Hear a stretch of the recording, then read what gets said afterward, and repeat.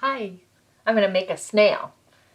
It's time for the creepy crawly little critters to come out, so I might as well make one of them.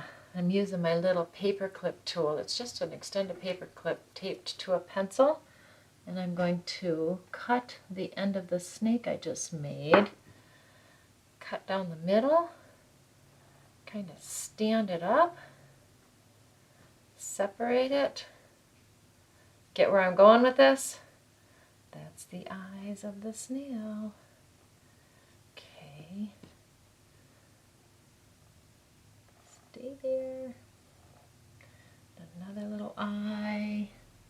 Maybe a little more clay. And stay there. He looks silly already, doesn't he? Alright, let's move you off to the side.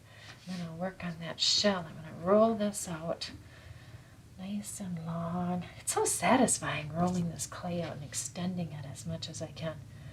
Roll that. This is what I like to do too. Kind of coil it and curl it and twist it together. And this is a funny way to make a snail shell, but I think it's cute. There we go. Maybe a little more. Hee hee.